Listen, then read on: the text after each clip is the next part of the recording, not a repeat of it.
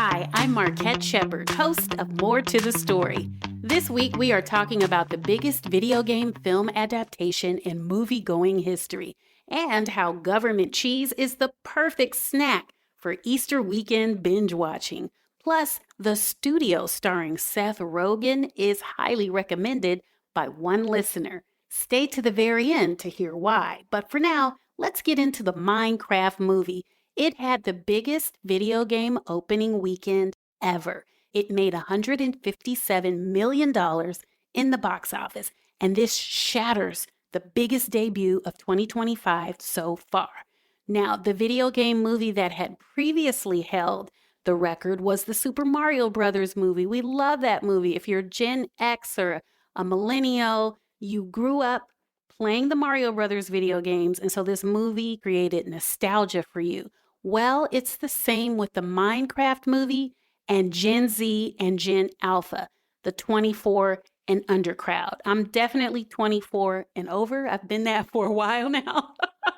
But I do have a Gen Alpha preteen in my household. So I knew this movie was going to be a big hit because I know its cult following amongst my son and his friends who are all 11-year-old, fifth grade gamers. They have been creating worlds since they were shut in during the pandemic and really didn't have a way to play together except for on the video game chat online. And so they grew closer building worlds together and going to virtual schools. So I think this game has a deeper connection to younger audiences who went through the pandemic, and that's all they had as far as connecting with their friends than we did, your millennials and Gen Xers and above, okay? So just imagine for 2 years or a year and a half, kids from kindergarten on up were on the video game chat creating worlds in lieu of face-to-face interaction. And then comes 2025 and this movie comes out that describes their life and trauma bonding over the years. Crazy, right? So here's another reason why I knew this movie would be a success. My husband is a commercial architect and adjunct professor of architecture at a major university. And he's been telling me for years that students and recent graduates who are interviewing with him or are studying in his classes, they're always telling him that Minecraft is the reason they chose to design buildings. It's the reason that they got into landscape architecture, building design, civil engineering, the design of cities. It's all rooted in this game. They want to continue that gaming culture in their careers. So they are choosing careers in architecture and engineering. How wild is that? Crazy, right? Now, according to film industry trade publications, this film has finally cracked the code with getting Gen Z audiences off of TikTok and social media and their tablets and, of course, their games and into the movie theaters. Traditionally, baby boomers, Gen Xers, and older millennials, this is the bread and butter of the movie theater crowd, right? But with this new Minecraft movie, nearly half the audience is 18 to 24-year-olds, and even more are younger than that. Their parents are taking them. This is all according to CinemaScore, so I don't know if they have movie theater etiquette, guys, but if you haven't been, I have a preview. Get ready to sit next to some young Gen Zers. Mentally get ready for that. But let me tell you about the movie before I let you listen to the preview. It stars Jason Momoa, so he'll bring all the moms out alone. Just hey, call Drago. You know what I'm saying? If you know, you know. So Jason Momoa will bring the moms out, and they will tell their husbands, "Oh, I'm gonna take the kids to go see it. It's a selfless act of entertaining the children," but they're really going to see Jason Momoa, who plays Garrett, Danielle Brooks, who you may remember from the Color Purple musical. She's in it playing Dawn, so you're going to have the crossover crowd who are hardcore fans of hers. Emma Myers plays Natalie, and Jack Black, Peaches, Peaches, Peaches, Peaches, Peaches. You know that song from Super Mario Brothers. He plays Steve, a mining enthusiast who has loved Minecrafting ever since boyhood. So they are four misfits who are suddenly pulled through a mystical portal into the world of Minecraft. Here's a listen to the hilarity that ensues. Next, think Jumanji, but for Minecrafters. I am Steve. As a child, I yearned for the mines, but something always got in the way. Go on! Get out of here!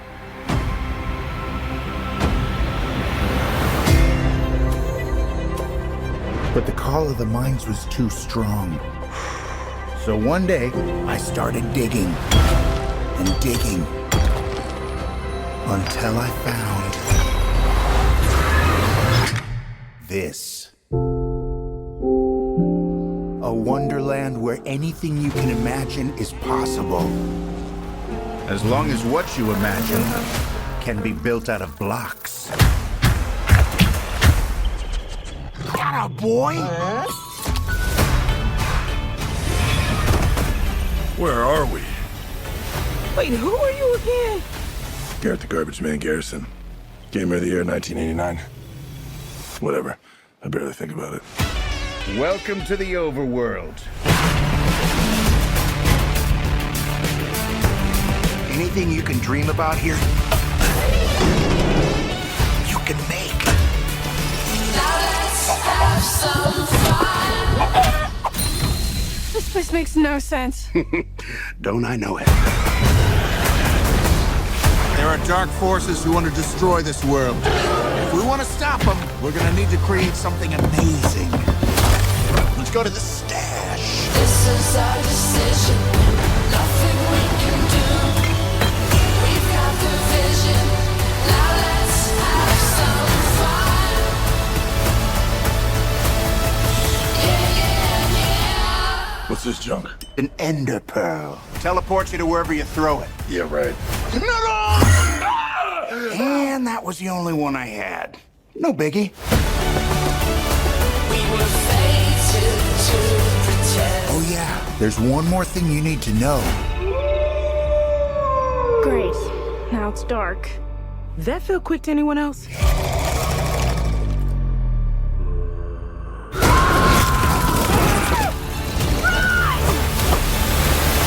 All right, many thanks to Legendary Entertainment and Warner Brothers Pictures for that illustrious preview of a Minecraft movie. And moving from theaters to TV, coming up for your Easter weekend binge-watching pleasure is the new Apple TV Plus series, Government Cheese. It stars David Oyelowo as a father who is just released from prison and tries to monetize his clever inventions in order to provide for his family of four outside of criminal activity. The only thing standing in his way is a gang of bandits who swear he owes them money.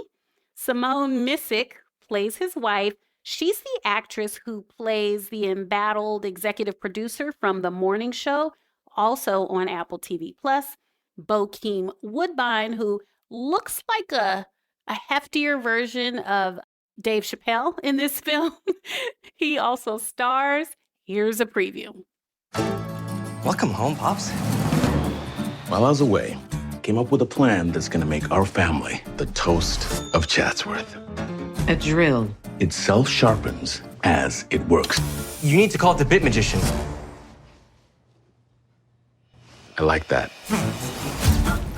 I'm not doing smash and grabs anymore. I'm on the righteous path. A what? Dad can make something out of nothing.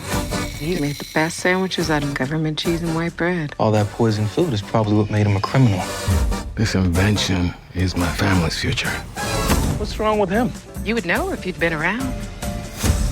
Do you know the Prevost brothers? I owe the Prevost brothers? I think you have a date. Are you in trouble? Oh, you need money? Yes. It's best to deal with situations in a timely fashion. I'm short on time. Time? It's an illusion. There is no past, there is no present, there is no future. It's all happening right now, so slow down. I know this is hard, but I'm here trying to make things right. Too late. It's never too late. We're a family. Owls are a bad omen. It's warning you. I don't have the money. Oh, Pops. Stickman said if you come to a crossroads, always go towards the sun. It will lead you to its treasure. Thanks, son. I can fix you. I don't need fixing. Oh, you do. You get to choose how you proceed next.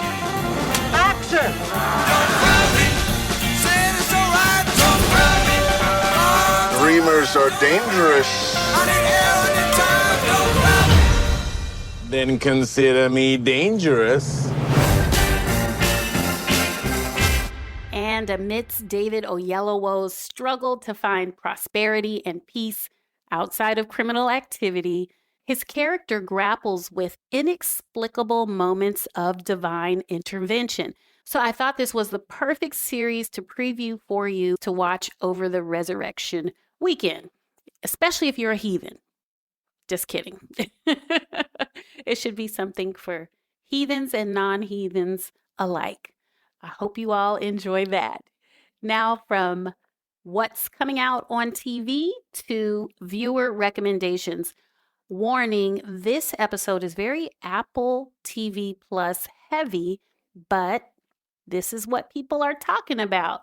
This segment is called What I'm Watching Right Now, and I collect listener reviews of TV and movies that they recommend you watch, because we all know that going to the movies is expensive. Your time is worth something. So I really want to only recommend shows and films that are really entertaining and they leave you feeling good about having spent your time and money with it. So this week's What I'm Watching Right Now segment comes from a listener and veteran TV and film critic, Cheryl Grant.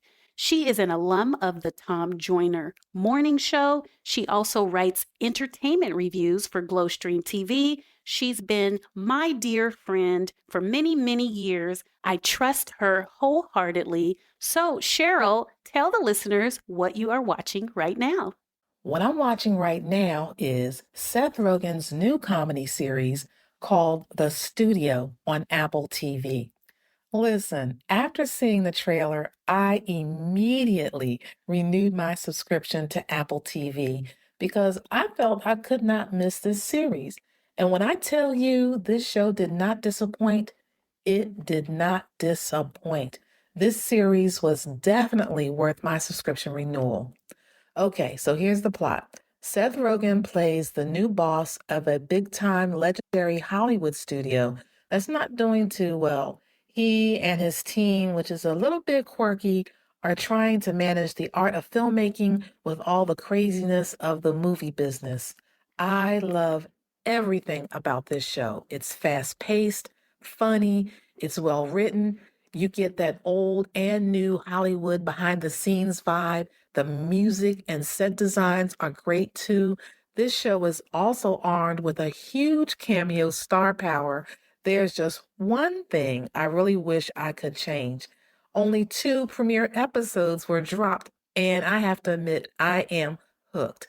So the studio is good, very good. Check it out. Apple TV, and new episodes. After the first 2 premiere episodes, you can catch new episodes that drop on Wednesdays. And I can't wait. Thank you so much for that review, Cheryl. I can't wait to watch it either.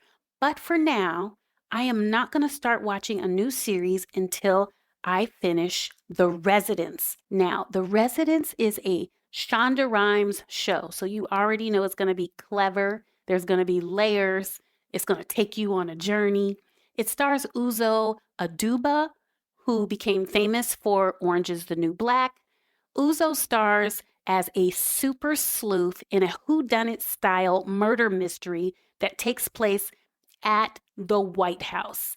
Now, this film is so good. I'm only 3 episodes in because I'm waiting to coordinate my watching with my husband. So he started watching it first. He told me it was good. So now I'm trying to catch up with him. It's like a whole relationship viewing thing I'm trying to coordinate. But it's so good that I recommend it to you.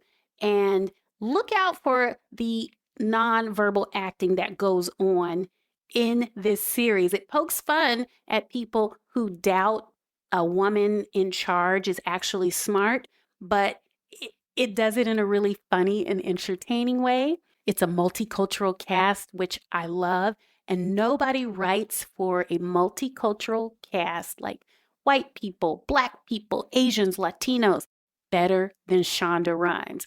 So shout out to Shondaland for once again pulling viewers in. You started with Scandal, and then How to Get Away with Murder sucked me in. I didn't watch Bridgerton, admittedly, but I'm back on the Shondaland train with The Residents, and I highly recommend it. So what are you watching right now? I'm going to be done with The Resident soon, and then I'll watch The Studio, but I need something for the next thing that comes up. So please DM me on Instagram, at TikTok, at Marquette Shepherd. You have to be a follower. It's a closed community right now because I want to get my followers and engagement up. If you're coming to my page and just looking at it but not engaging, then it doesn't help me or the show. So right now, it's a closed community, but I would love to have you. I'm just trying to encourage engagement because the algorithm is really hard on a sister right now. So send me a voice note, or you can email me at info@glowstreamtv.com, and I would love to feature your film or TV review in a future episode.